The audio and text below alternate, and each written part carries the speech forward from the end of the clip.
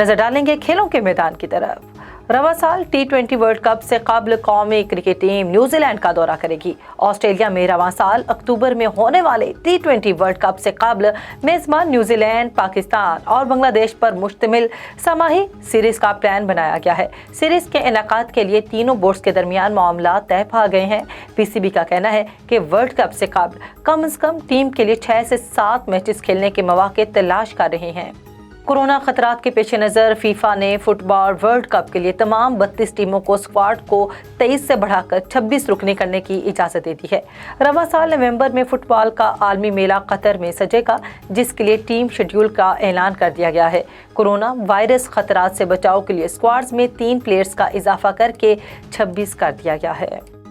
दौरे श्रीलंका के लिए पाकिस्तान क्रिकेट टीम का कैंप रावलपिंडी में शुरू हो गया। कौमी test squad Rawalpindi cricket stadium पहुंच गया।